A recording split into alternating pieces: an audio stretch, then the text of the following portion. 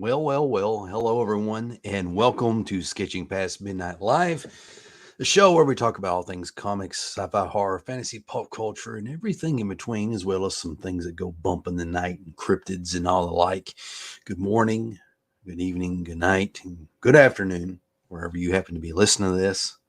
And I am reporting from Olympus Mons, Mars, if you want to believe that.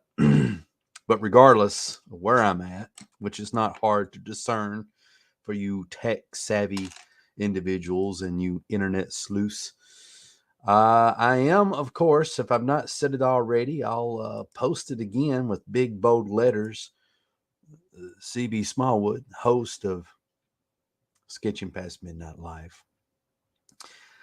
Tonight is not going to be a great fancy night. I am actually recording from my handy dandy desktop computer for as long as my handy dandy rechargeable light will hold out. And it's pretty much just as long as I don't get too bored. I don't plan to do a long stream, but we'll see how that goes.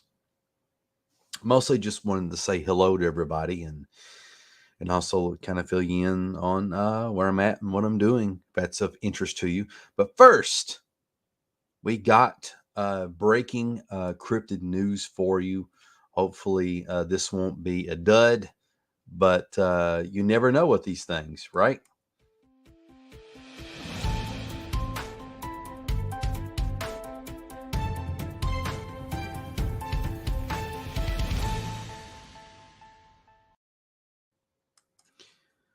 All right, as we see in this headline, it says, "Did Eastern Kentucky Bigfoot sighting shut down roads and prompt an investigation?" This is written by the fabulous Leslie Morgan, and it was published January the 26th of 2022. It's very hard to find recent cryptid news, so we got to take what we can get. And of course, if you want to cut out the middleman and read this article for yourself, you can head on over to wkdq.com. And also, you see it right here, wkdq.com, and you should be able to find it there. It says, "Is Bigfoot real? When it comes to Bigfoot sightings, I'll be the first one to get excited and want to go in search of the great furry mystery. If I see a choice of words there, if I see a post on social media, I go right to the source and want to know more. Once, one of my high school friends posted a photo of something he saw while on the run. It looked like a silhouette of Bigfoot in a field, and from the text in the post, I couldn't tell if he was serious or joking. On a closer inspection, I could see it was only a huge wooden cutout of Bigfoot and nothing more. I imagined it was funny for passerbys, but like my friend, from far away, the cutout looked pretty real.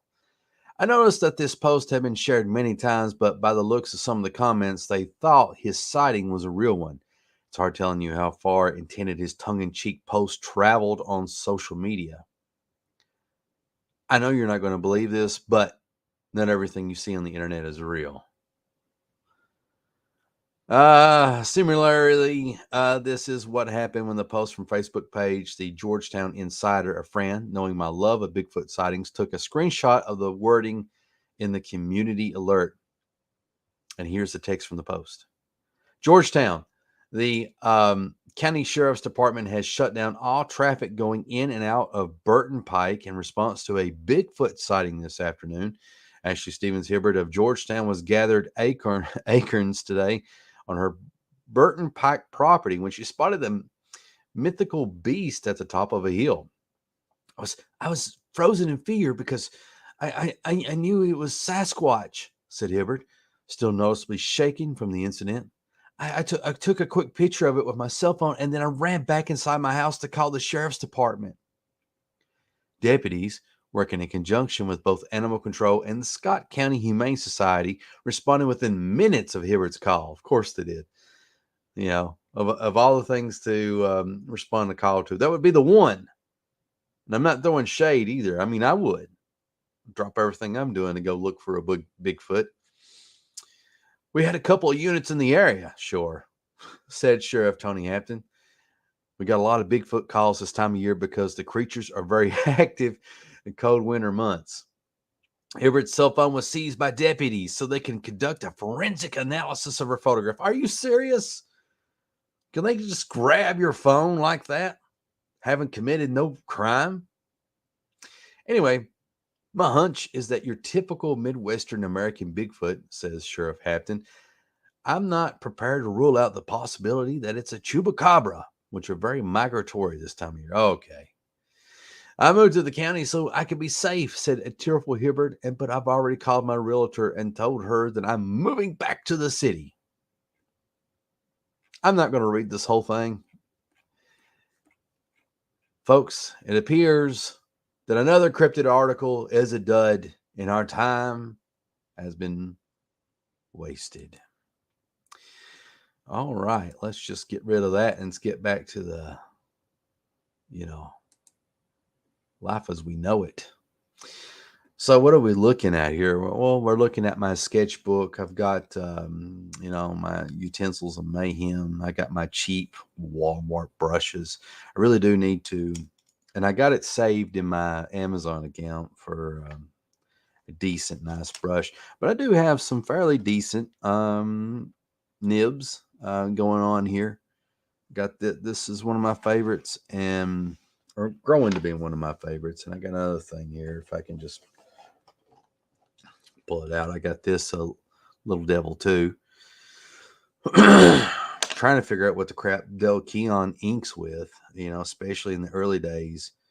And in one of my favorite periods of him as an artist, when he was drawing the, I guess it was like the first, what was it? 5 or 6 issues of Pit. Kind of went blank there. It's kind of interesting, phenomenon right now because been a big fan of Dale Keon like forever, and everybody and their mothers coming out of the woodwork, really singing Dale Keon's praises here lately. So where you guys been? I get very territorial. I'm like one of these people that had this favorite artist or band that you kind of know about that not many people know about, even though everybody knows about Dale Keon, but everyone forgot about Dale Keon. They forgot him. But I didn't. And I'm sure most of you didn't either.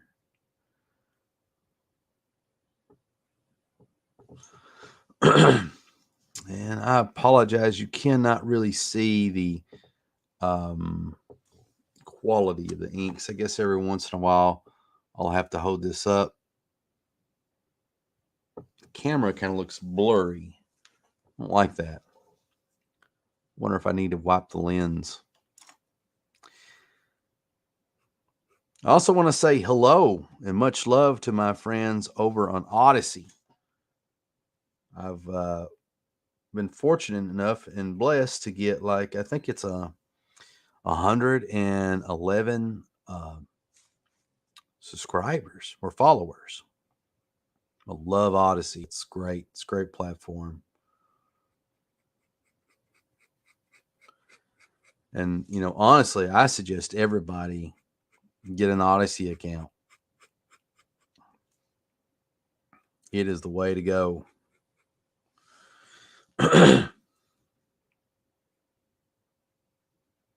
And I've enjoyed my time over at Odyssey. I may even live stream there here near in the future. And everybody be like, what's wrong with YouTube? I don't know.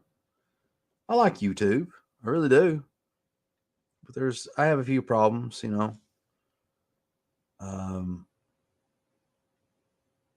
there's always this, issues with free speech and the like. But I don't really say anything controversial to where my free speech is ever limited or anything. So there's no threat there. But still, there are other issues, as this little fledgling channel grows. You always see these people that do these, fake copyright strikes over the most ridiculous things, and nobody understands fair use, or no one cares to understand fair use. And I've seen, a lot of channels throughout the years have to deal with this flawed system where those that file their strikes or whatever, their false claims, are basically immune. They can do it with impunity, while people that are content creators, have to suffer the consequences. They suffer for it. There's no protections for those people. And then there's other reasons why I'm an Odyssey fan. Is they use crypto and all this other stuff. I like that. Not that I'm a huge crypto guy, but I like options. I like the fact that there's different things out there, to get interested in, new technology and all this other stuff.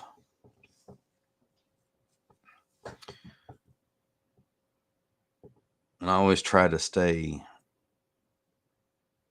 a little bit, abreast of everything that's going on, so I can stay, somewhat current. And to me, Odyssey is just that. It's very current.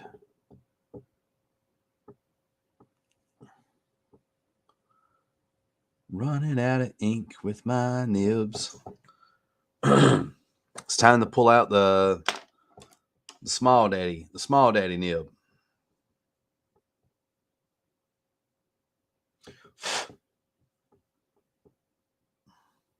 You're actually supposed to clean these nibs and stuff, after you use them or get ink on them. But guess what I didn't do? I did not.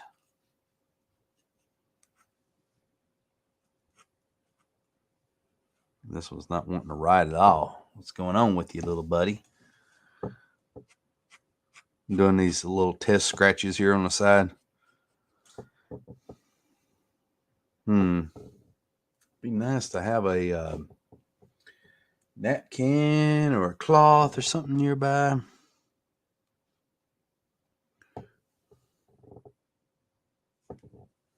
Maybe if I dip it again, let's see what happens. Get like massive amounts of ink on here. There we go. I got it to do a little something.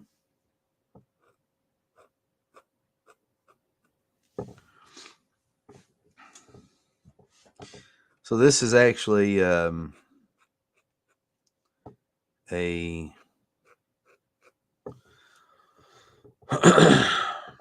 a drawing that I got from, or not a drawing I got from, but an image from Dragon Force, one of Dale Keon's early comics back in his Aerocell days. I had purchased them, not when they first came out, but probably going close to like 2 decades ago. I went to a flea market, and there was these Kamui books that were published by Dark Horse at the time. Got a bunch of those, and I got a bunch of Aerocell books, Dragon Ring, Dragon Force, Warlock 5. A lot of great things.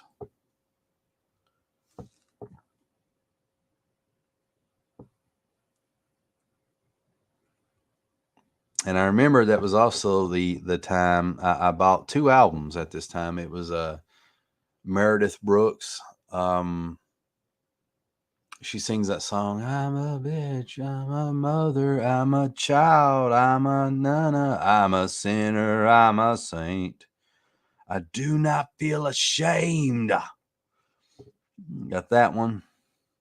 And then I also got Metallica's first album. Kill 'Em All. Oh man, I remember just looking at those black and white Araceli books at my daddy's kind of cabin looking house sitting there in the living room. It was 2-story house, sun shining, and listening to those tunes, and then hearing Metallica's "Kill 'Em All" for the first time, and just how raw and powerful it was. Just being really impressed with it, and taken back by the just pure adrenaline joyride, and hearing all these songs that I'd never heard before. Because up to that point, I had Justice, and I had Master of Puppets, and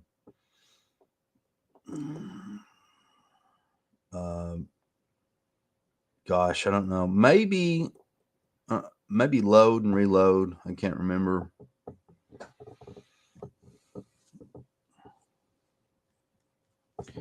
But come on, pen. Why won't you write? Why won't you write for me tonight? There we go.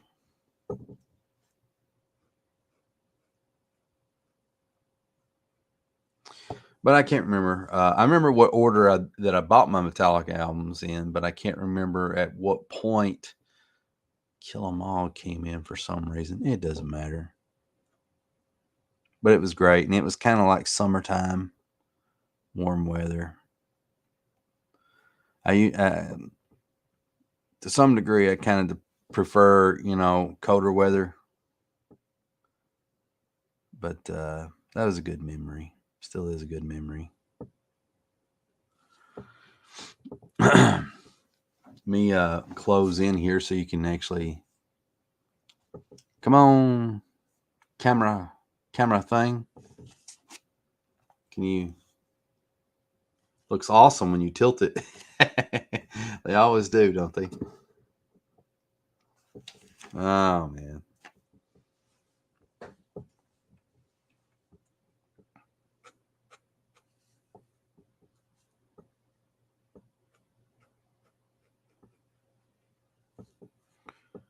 Been looking at a little bit of Bill Sienkiewicz's Moon Knight. And I was actually surprised by it a little bit. I had heard that his run was very Neil Adams kind of inspired, and definitely was. But it had its own thing too. And when you look at early Dale Keown's work, it has that Neil Adams vibe, which he may have largely got from Bernie Wrightson. But I kind of see that stuff in what's his name? I do not Bill Sienkiewicz's early work on Moon Knight, which is pretty cool. He drew like 1 or 2 images of the Hulk when Hulk met Moon Knight, and it was pretty cool in my opinion. I thought it looked pretty gnarly. It wasn't like mind-blowingly awesome, mind you, but I thought it did look good. Let's see. I wonder if I still am streaming here. Nah, nah, nah, nah, nah.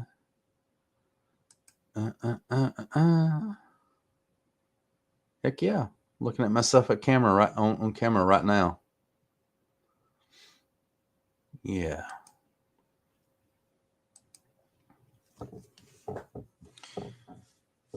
And I apologize if some of you are kind of getting bored with this.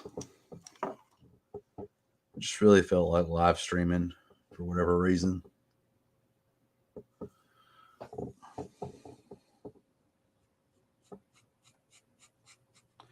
I had an acorn to say hello to everybody.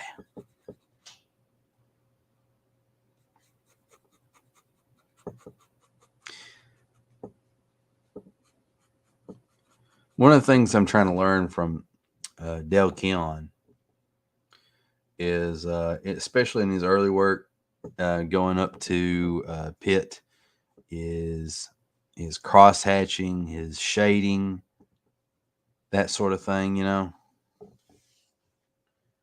See how bad it's bleeding through. Oh, the paper's holding up pretty good.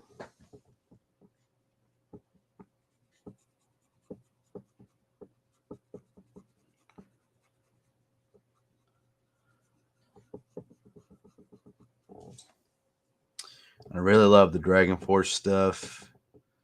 And I love some of the stuff that he did on Pitt. It's kind of hitting, not Pitt, but Hulk. Hulk, it's kind of hit and miss. But his first like 8 issues of Pitt, I love. It's great. Now, I did enjoy the stuff he did with the Darkness and the stuff he did with the Darkness Pitt crossover, and a little bit with the Hulk and Pitt crossover, which, you know, the inks on that were pretty rough. I mean, they weren't horrible. I shouldn't say that, but didn't quite capture the majesty of Del Keon's pencils, in my opinion. That happens time to time, you know. Sometimes the wrong inkers power up, or the inker's not ready for the assignment that they're given, you know. And that's just something that happens. Been studying Bart Sears here lately. Especially, you know, if you've not looked at Bart Sears' work, I recommend looking up Image Comics or Todd McFarlane Productions, whatever, Spawn books, you know, where Bart Sears did a Violator miniseries. He did the first 2 issues out of 3. The 3rd issue was finished by Greg Capullo.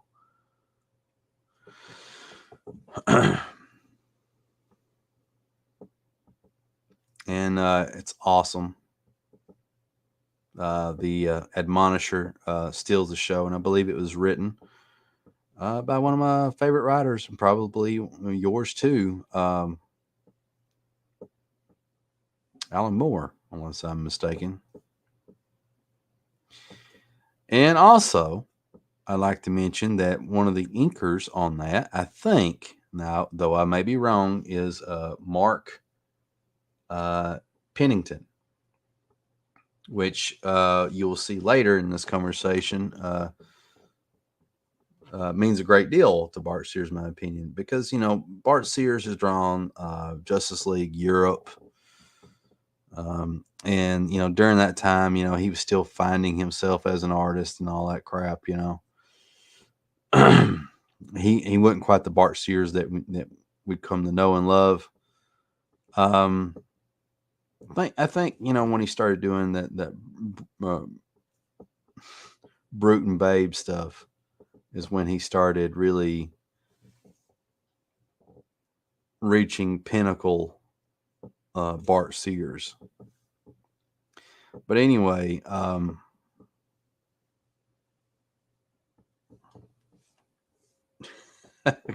this hair's getting out of control fast. It doesn't matter though. Just having fun with it, trying to learn, trying different things, trying things I've done before to see if I can do them better. But I've noticed that, you know, a lot of inkers will take Bart Sears' work and they'll oversimplify it. They'll suck the life out of what makes his art cool, and it just ends up looking pretty rough, lackluster. Be the perfect words that I would like use to describe it. Very lackluster.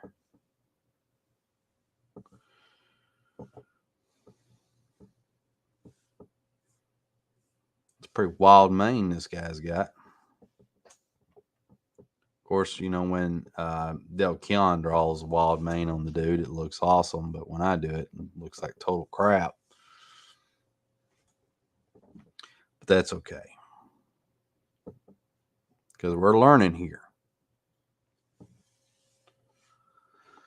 But anyway, Mark Pennington is the guy that I think inked Bart Sears on the Violator miniseries on those first 2 issues. And I noticed that Mark Pennington also inked Bart Sears on Weapon X miniseries. It was like a Days of Future Past miniseries with Wolverine in it called Weapon X. It's pretty good from what little I read of it.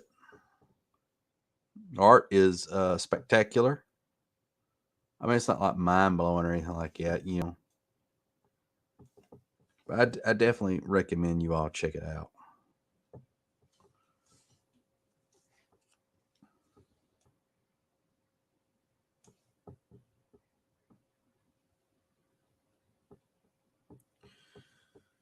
Yeah. That's some pretty thick outline in here. But I don't care. You know, I can't be stopped.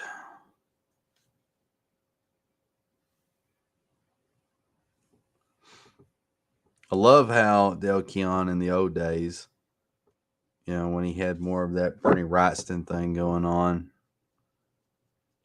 where he would do the costumes of these characters, you know, the spandex costumes. You know, he did this Bernie Wrightson slash Neil Adamish slash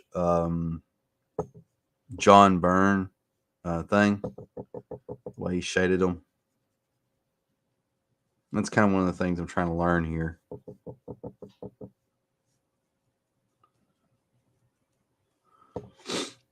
Looks pretty cool, even though the camera is crap.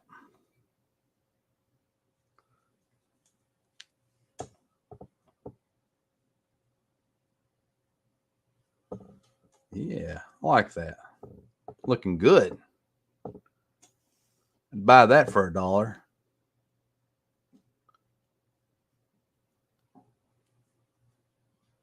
Gumming it up now and getting too happy with this brush. I'm gonna have to dial it back.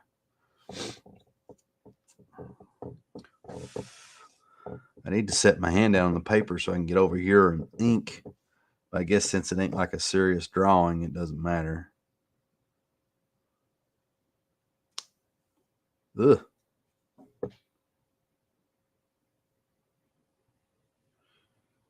The this thing that I swiped here is from the image off of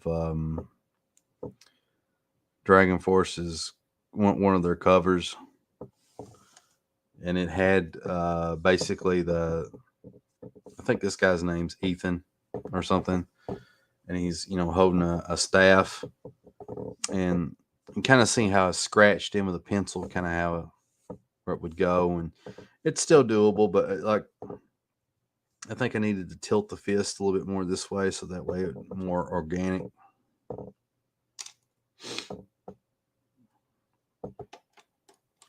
And get my little small brush here, see if I can make some magic happen.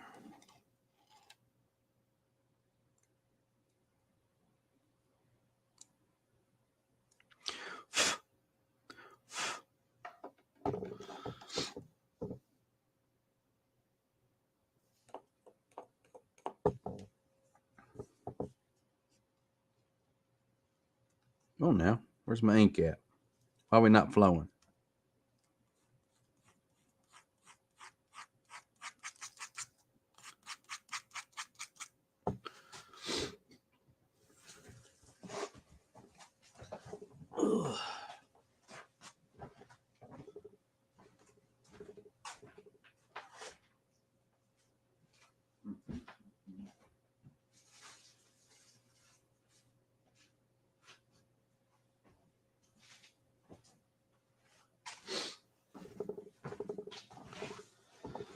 All right. Let's try this again, for crying out loud. This is what I get for not being a inker. Take this thing, which I have no clue what this is. What this is. Oh, man. See if I can clean this nib where it can actually do what it's supposed to do, which is make me look good.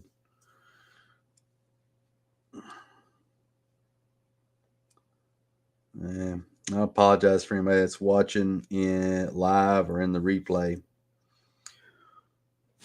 And blow on it.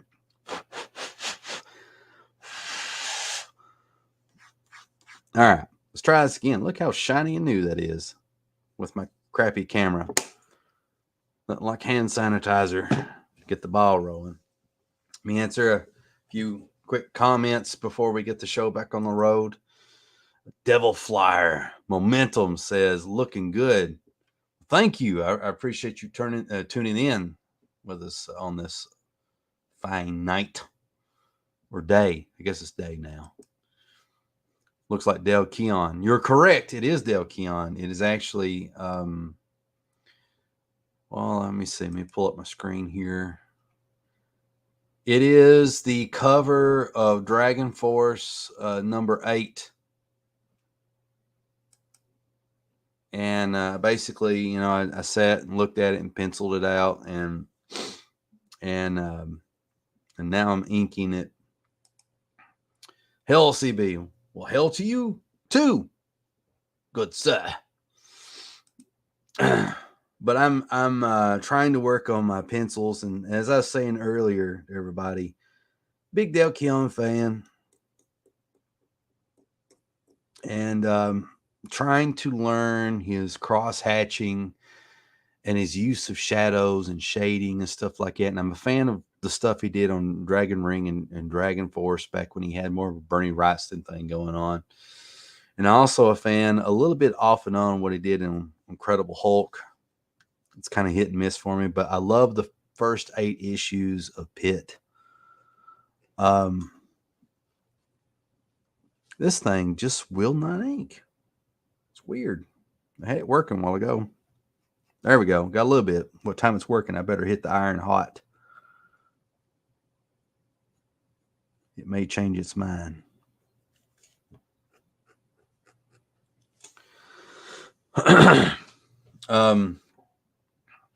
His stuff that he did, as I was saying a while ago, with on Top Cow, I do like that stuff, but at the same time, he lost something as he got more refined in his technique. I don't know. I don't know what he lost. I can't explain it. But he got like super detailed with his or super meticulous, I guess, with his line work when he was doing, you know, the darkness. And you know, he did the it's coming out thick now. And he did the Pitt and Darkness crossover. But for my personal taste, I very much, I break the end of that. I very much prefer Dell's run on Pitt, the first 8 issues. Artists have this way of changing and just kind of, sometimes I feel like going rogue from when they were doing something really good. Reminds me of Stephen Platt when he was doing Prophet. Like the last 2 issues that he did, or last issue he did on Moon Knight, Stephen Platt, was really good. But up to that point, he did like 6 or 7 issues of Moon Knight, and he was still kind of figuring himself out, you know, trying to, you know, getting all that stuff together to become the person that we know as Stephen Platt. And then, you know, Rob Liefeld steals him away, and then he starts drawing Prophet. There we go. Starts drawing Prophet, Stephen Platt does. And that was great. I mean, it to be honest, some of the stuff on Prophet was kind of hit and miss, you know. But overall, it was good. It was awesome. And seemed like when they relaunched the series, one of my favorite issues is issue 2, and I think it was written by Chuck Dixon. And it had Prophet fought this ancient mechanical mummy, and that mummy was talking about how much stronger the flesh is than steel or something like that. I don't know. And Prophet says, "You say I do not have steel like this one? I have steel." And then he pulls out this, sword, and he does that whole bit. Um, but anyway, Stephen Platt did a great job, and then he later went on to do, I think, an equally good job. And his art kind of refined a little bit. His anatomy, because sometimes his anatomy would get wonky, but man, his shading, cross hatching was boss. But he improved his anatomy when he started doing freedom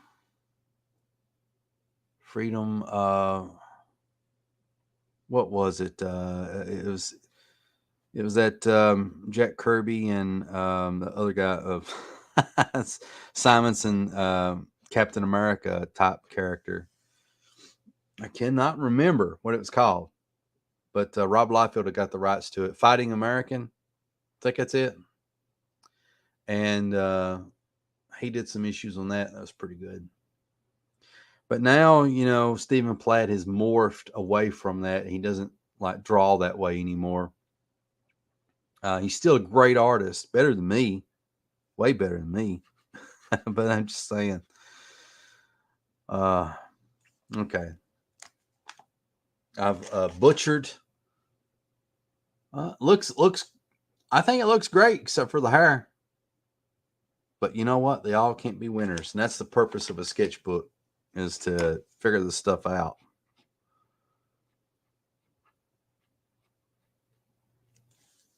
To me, like a real sketchbook, or maybe I'm just one of these people making excuses, is one where you kind of just work out your ideas in it. You're try to figure stuff out, try to learn. But any sketchbook, as long as it has drawings in it, is a sketchbook. I see a lot of people on YouTube, and they have these, oh man, these immaculate sketchbooks that are just from beyond. That, like, it's like these masterpieces. I look on with envy, like, wow, look at that.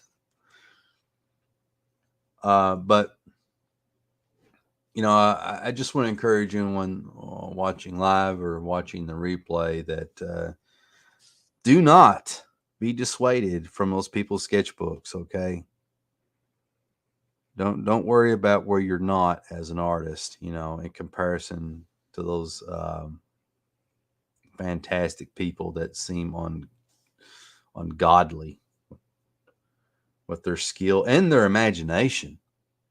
I'm always blown away by people that have these wonderful imaginations, and I just like, why didn't I think about that? Because honestly, and I'll be upfront with you, a lot of my creations are just a bastardizations of things that I've grown up with. Anyway, let me answer some of these comments. Aracel Goodness, that's right. I love Aracel. Such a short-lived company. I believe Marvel owns all that, but I could be wrong. I wonder if Dale has the rights to Dragon Force. I kind of doubt it, but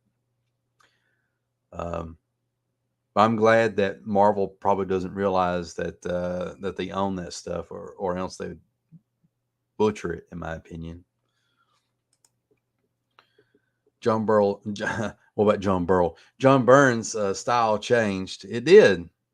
To me, my favorite John Byrne stuff is, I love his Fantastic Four and his Superman. To me, that's like peak John Byrne. And back in the 80s when he was inking himself. I hear some people sing his praises when Terry Austin was inking him back on his X-Men run and stuff like that, but I don't know. I think I like the thick outlines that he would do, and I would like the much more details that he would go for when he was like on books like Fantastic Four, when he was inking himself. I know in the last 5 or 6 issues that he did of Fantastic Four were horrible, in my opinion, because then he had other people that were inking him. And this right here looks terrible that I'm inking right now. Vic Bridges. Let's see, keep it simple, stupid. That's true. Do you hold the pencil the same way? Yeah, yeah.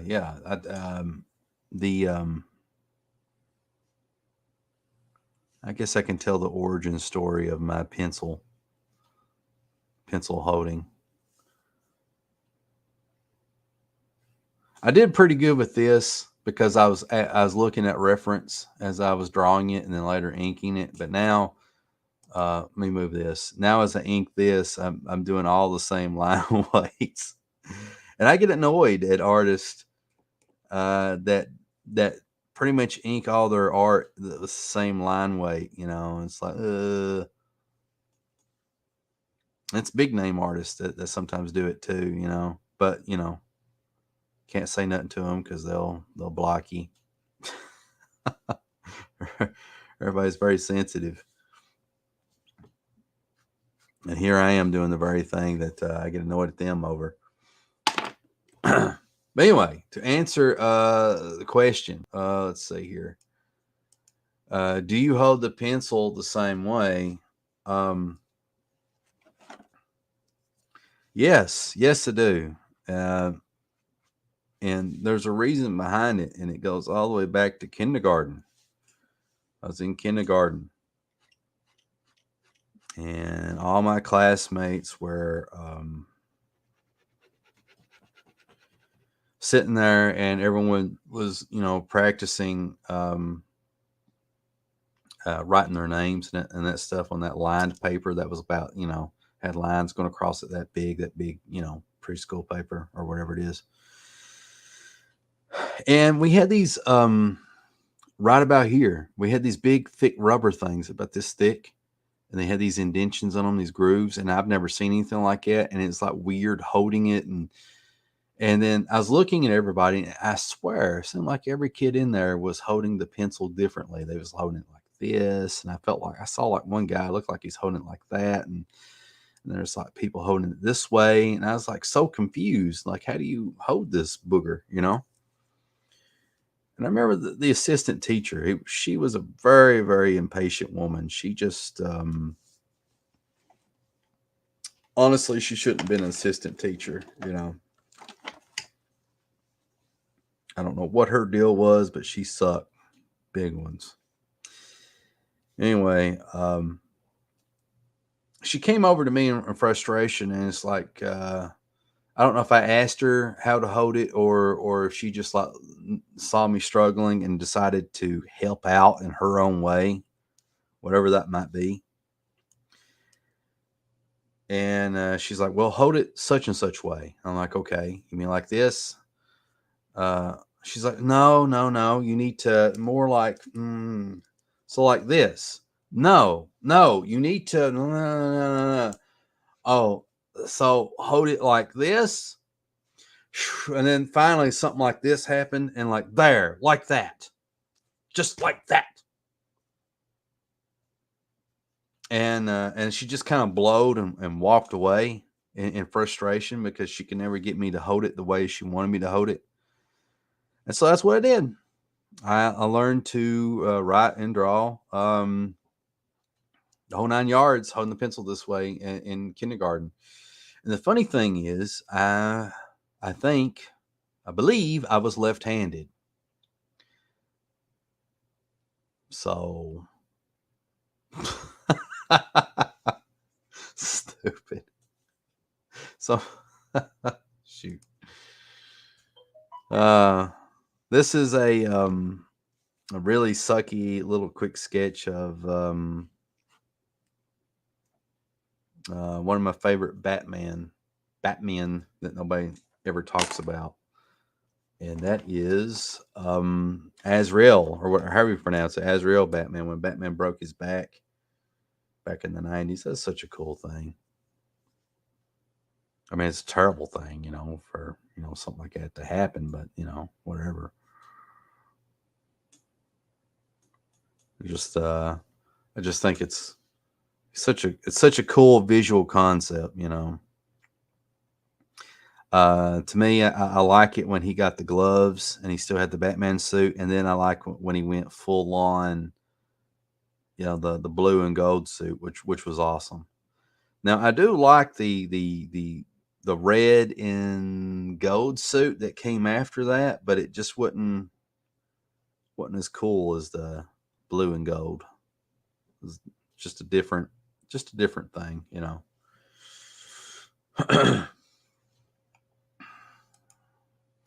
Devil Flyer says, love Terry Austin. I've heard people sing his praises, and I'm one of these people who's like, what in the hell? What's his deal? Like it's like I don't see it. I look at those old X-Men issues, and I say I don't see it. And finally, I saw it one day. I was looking at there's two books I saw, and I can't remember what the second one was. But the first one was Teen Titans versus X-Men or something like that, or X-Men versus Teen Titans, whatever. And it was a crossover book between Marvel and DC, obviously, and it was drawn for whatever reason by Walt Simonson. I think that's his name. I don't understand why they didn't have George Perez draw it, but if you couldn't have Walt Simonson, if you couldn't have George Perez, Walt Simonson is a good follow up, but still. And I wish that they did a second issue and they had George Perez do that. That would have been awesome. So that way we would have got Walt Simonson, and then later on we would have got George Perez, and have Marv, Wolfman, write both of them. But anyway, that's not the point. I was looking at the art on it, and the I'm sorry, guys, you can't even see what I'm doing. I was looking at the art on it, and it's like Walt Simonson, like I've never seen him. It was different. It was very detailed. It had like some nicks and scratches I've never really seen Walt Simonson do before. And honestly, Terry Austin brought out the best in Walt Simonson, and he helped. I think it was Terry Austin that inked that book. I might be wrong, but I believe I'm right. But he helped make Walt Simonson look good, and the guy already looks great anyway. But I'm just saying, he brought the best out of him, and that was the first time that I've looked at Terry Austin's inks and been like, wow, okay, now I see what people are talking about. Now I get it. Now, I wasn't hip before, but now, I still might not be hip, but I'm getting closer to it. One day I might be a beatnik.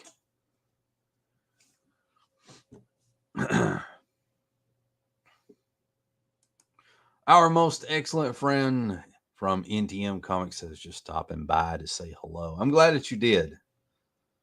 I haven't heard from you in a while.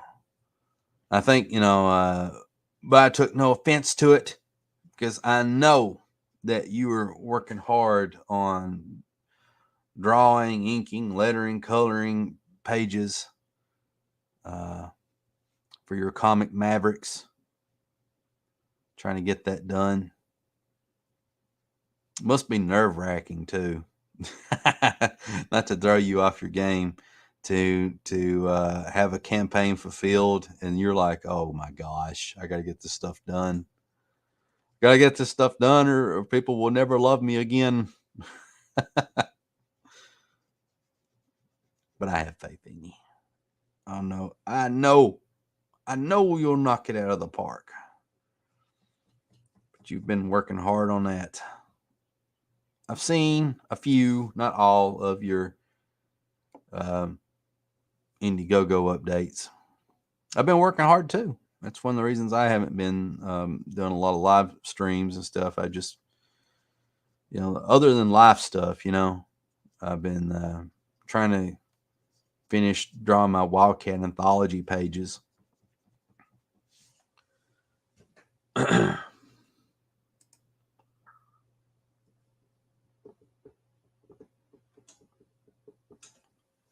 That's turned out pretty good. This is like one of the rare few times when kind of look like I know what I'm doing inking wise. That's pretty cool. Don't have that happen all the time.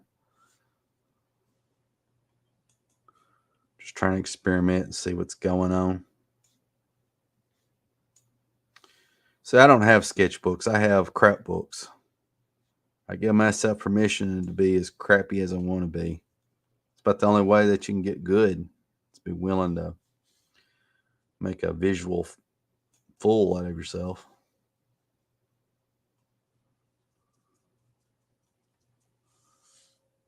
I'm just kind of going wild now with this. I don't know what the Azrael Batman looks like underneath his metallic collar, so I just kind of pictured like he would have chainmail, because at the angle that I kind of drew it at, I drew this coming down at an angle. So I was like, I bet he has some, chainmail going on there.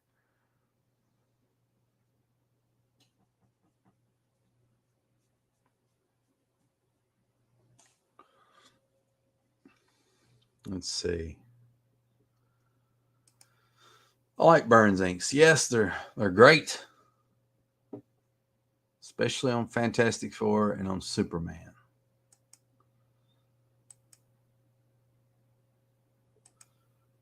NTM writes, it's just thick, thin to thick. Just make it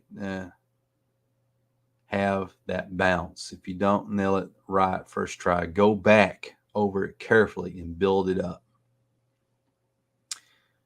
Yeah, I heard somebody tell me something like that dealing with nibs, inking something with nibs. I don't know, like trying to do the feathering. I can't remember what it was. It is nerve wracking. Ha ha ha. He's talking about in reference to fulfilling his campaign. Well, not so much fulfilling it, the end process, but like drawing, inking, lettering, coloring it, all that good stuff. That is what he means.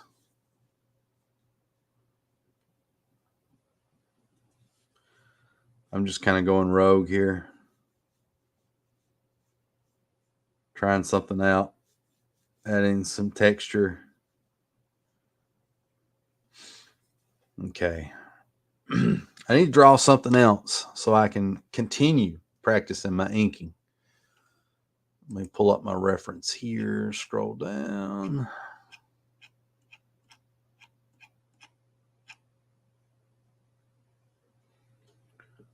I need to find something that fits in this corner here.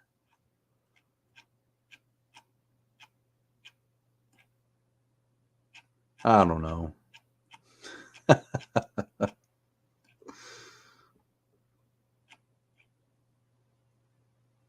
right, I'll try that.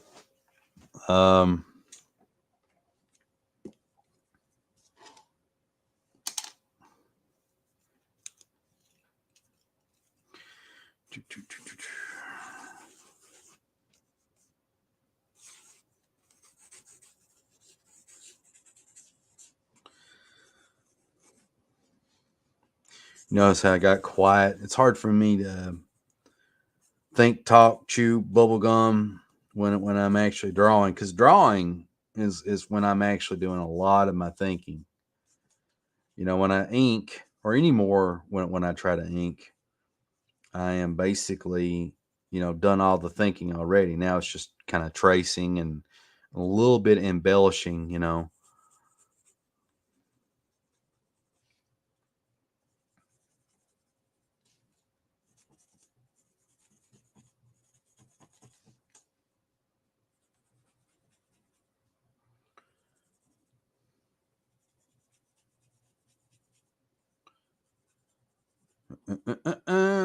Just give me a minute and I will continue to communicate. Dale Keon in his early days there, he played real hard with the light and shadow, doing his Bernie Wrightson and stuff. And to me, it's still a complete mystery of how I mean, he probably was looking at something, I would assume, but how he knew where to leave stuff empty, and still have it look good. You know, it's still like drawing a full line of something.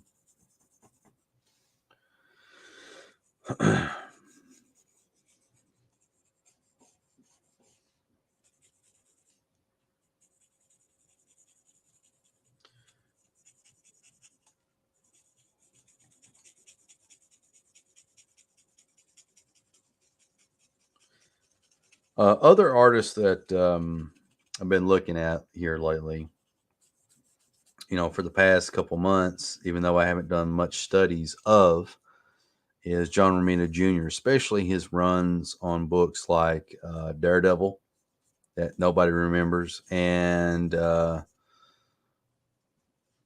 like Punisher. I think it was Punisher Warzone.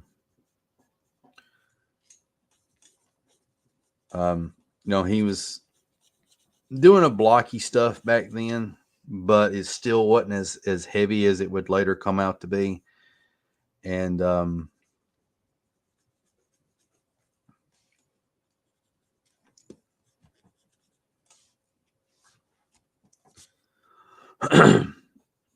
was playful, and it was the rendering was really good, because you have to remember, John Romita Jr. in the '90s, he was competing against um, Jim Lee and Rob Liefeld, Mark Silvestri. Well, which Mark Silvestri wasn't the Mark Silvestri we all knew and love nowadays. But like Jim Lee, Jim Lee and Rob Liefeld, Todd McFarlane, all them, they're going out there stealing the show. And so here's a guy that's been at it longer than they have, John Romita Jr., and he's,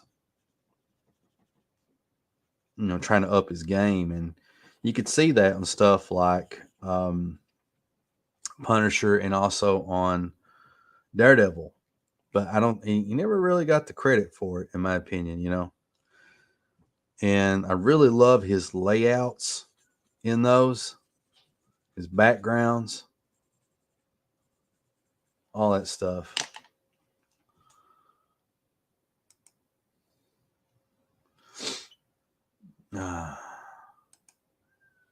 Sideburns writes, "Hi, Sibby. Hello to you. Good. Run out of words. Hello to you too, good sir. Give me 1 minute. I got a cat outside that is begging to come indoors."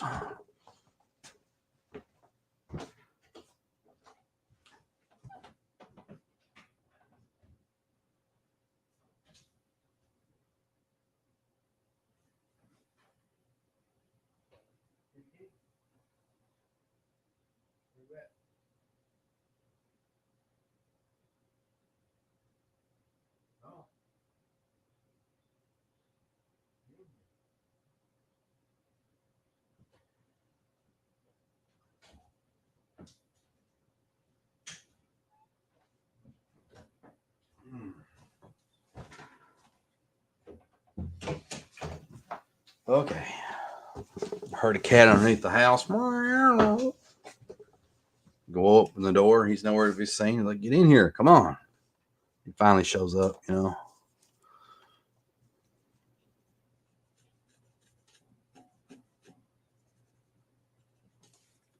There we go. Let's thin these eyes out a little bit.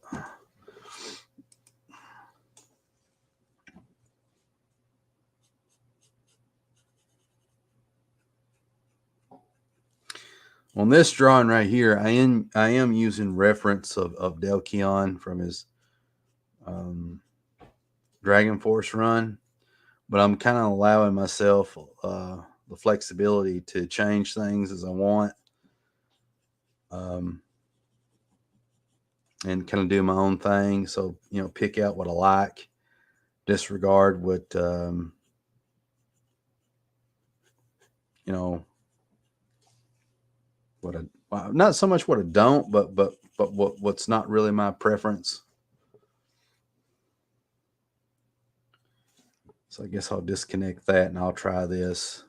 What I kind of had the chin connected in this art, which you can't see because I don't have it pulled up. He's got more of that feathering going on to indicate going up to the ear.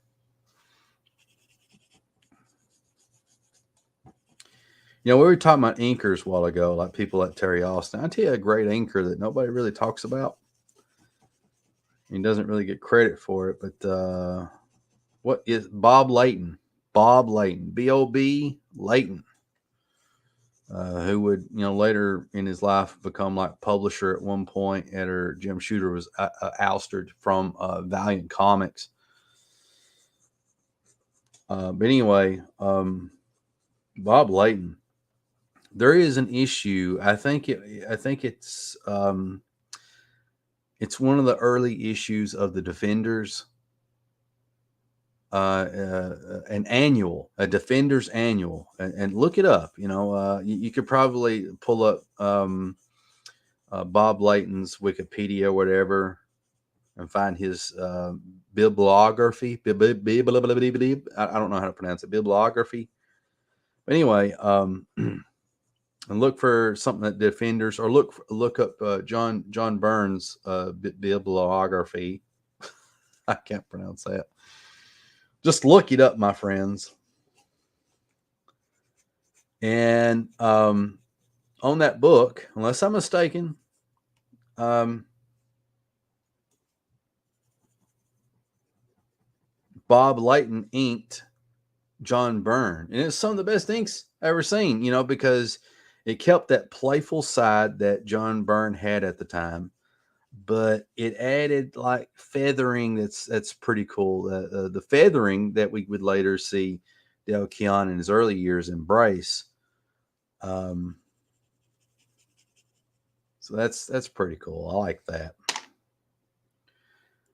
And you can see Bob Layton post on like Instagram and all that other stuff, and it's a great artist.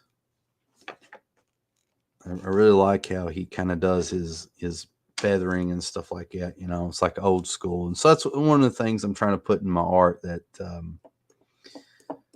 That thing where you spot a solid black, like I'm doing right now. Not so much spotting it yet, but then you got like these lines that kind of go out from it. So you're kind of showing like different degrees of you know, light, like decreasing or increasing, you know, or something like that.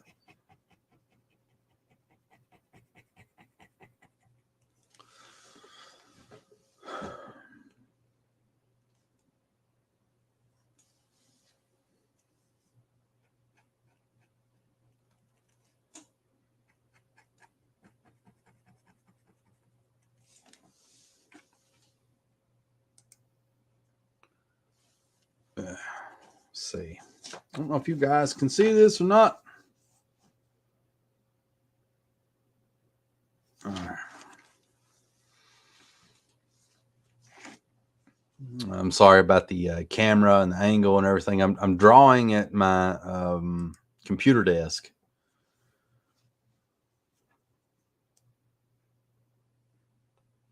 Kind of just trying that out. I'm actually very comfortable drawing at my computer desk, believe it or not.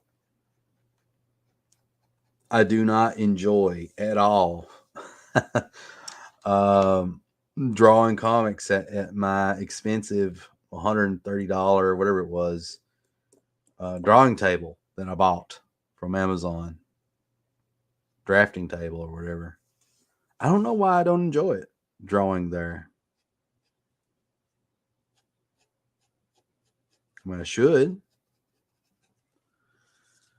I don't know what the deal is. Why it's such a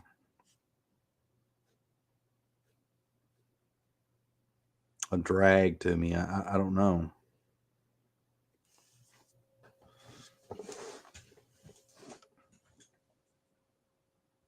I don't get positive vibes from working there. You know, I don't like go, wow, I'm going to my art table to draw. I'm gonna make some cool stuff here. Instead it feels like, I'm gonna sit here and do a chore. I think, you know, probably the problem more so than anything is I'm not I haven't got it set up in a comfortable way. Now what does that mean? I don't know. I have no clue what that means. I guess, well, I do have a clue. I guess what I'm trying to say is like, there's a little something to that feng shui stuff, that the Asian method of arranging furniture in your room to where everything's at peak efficiency or comfortability or in harmony with the universe, and so if you're in harmony with the universe, then everything's supposed to go well, right? So how it goes. Pulled my nib out. Never will get this back in there. Everybody will know I'm a fraud. There we go. Cleaning it off here.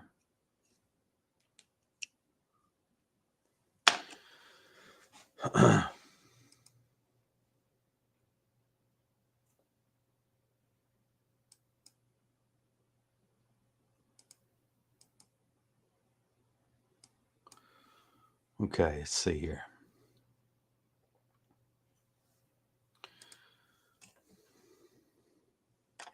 I'm just use my handy dandy gel pen, which is like,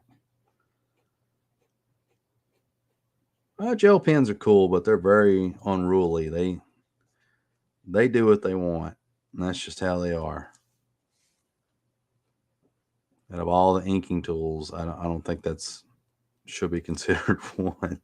But I guess it doesn't really matter. I mean, if you're able to ink with a gel pen and produce good results, and by all means, that's what you need to do. Just but what works for you. Who cares what other people think, as long as you're producing good work.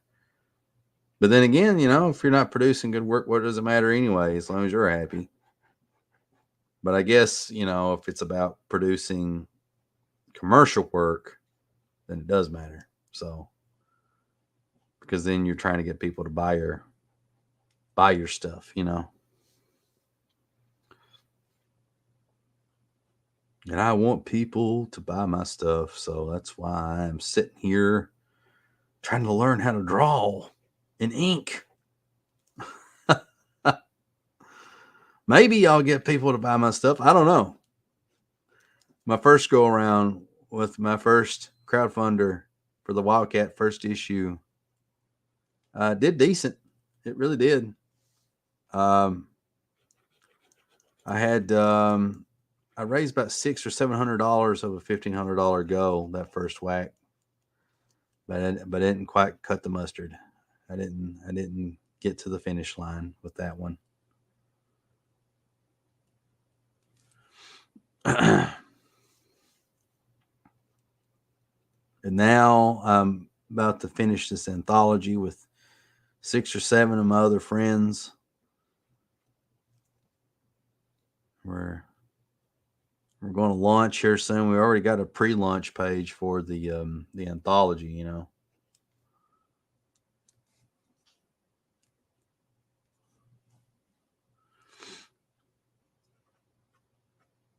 And I feel like it'll fund this time, though I could be wrong. I have no clue. I really don't.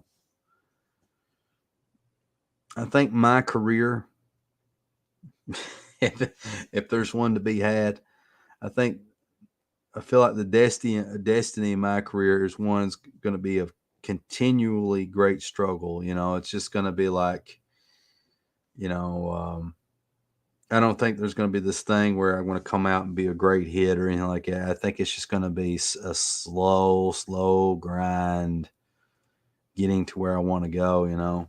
And by the time I get there, you know, it's like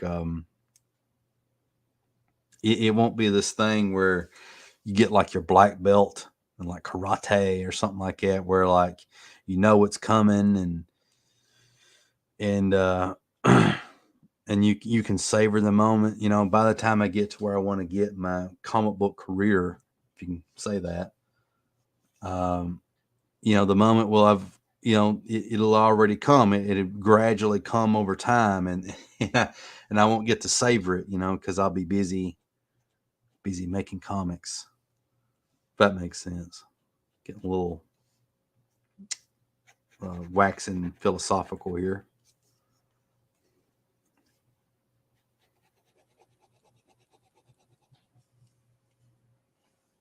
Yeah, I'm doing pretty good with this gel pen, I guess. Getting some interesting results. I'll draw my wonky ear here.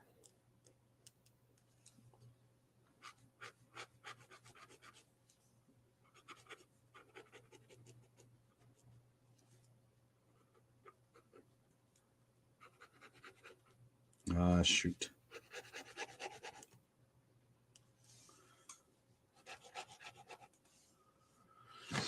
I like how this is turning out, you know, pretty good. This has been a good little study. And one of the things I struggle drawing or find frustrating is hair. I promise I can draw hair a little bit better than what I'm doing right now. I really can. I know some of you are like, sure, CB. Yeah, I really can. He really can do a little bit better job than what you've just seen right just now.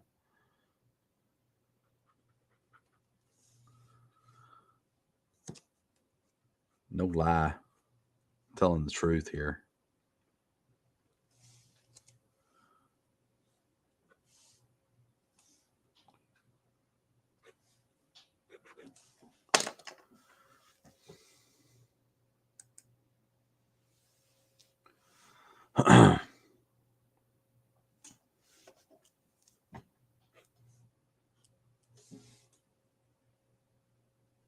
All right. Ooh, I need to do this here.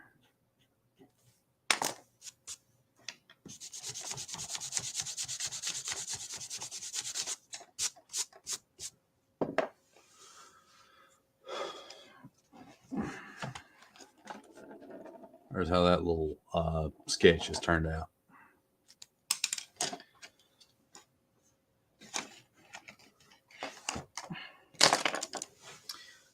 So anyway, folks, I appreciate everybody tuning in, all my YouTube family and my family over on Odyssey. You know, if Odyssey ports us over, I don't know. I'm be glad to Havens watch this, and I hope it's been worthwhile. You know, we've talked about quite a bit of comics, artists in particular, some inkers, and also we covered probably the most crappiest encrypted news ever, which was essentially a big joke article. I had no idea that that's what it was. And oh wait, we got our most awesome friend, the Lion Tiger Man 23. Yo, how is it going? Hair is weird, so I do anime hair. That hair is weird, isn't it? I like this. Well, I don't want to say I like it, but this hair right here kind of looks okay. But this hair up here, it's something else. It truly is kind of, I don't know what it's doing, but it's doing its own thing for real. There we go. Fix that a little bit and gunked it up all at the same time. I'm glad to have you here.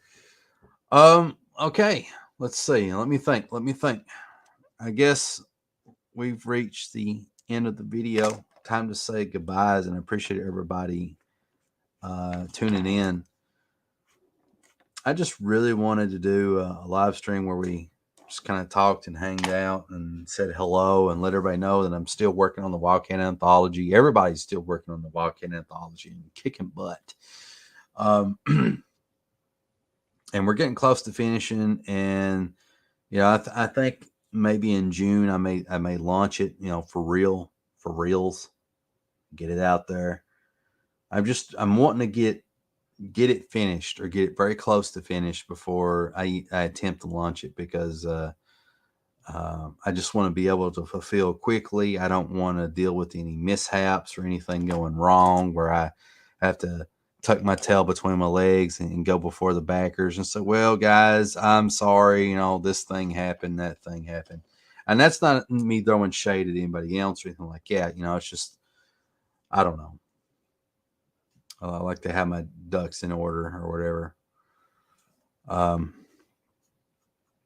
But I think, if I was more of an established pro and I had more experience with crowdfunding, well, not just crowdfunding, but I've had more experience, period, as a comic book artist, where I had drawn like 20 issues of something, 100 issues of something, then I would just go ahead and launch a crowdfunder and just like draw like 5 things and put it up there and then wait and finish the book after I raise the funds, But I'm very inexperienced, as you can tell.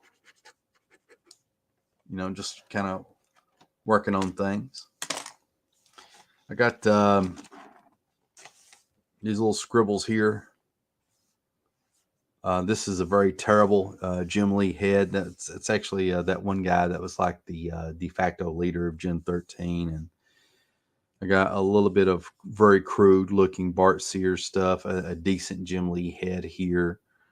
I've also got this torso that was, I think, like very early work from Outsiders of. He's a guy that draws a lot like Neil Adams. Not Brian Hitch. What was that guy drawed Excalibur? Oh my gosh, what is his name? He's an awesome artist. Surprised he never really got like a lengthy run on X-Men. It doesn't matter. But here's me working on some faces that are kind of text style, TEX. Me like basically trying to just draw like something that was visually interesting as a panel and trying to incorporate that into what I do. Me experimenting with shading and cross hatching a little bit here and there,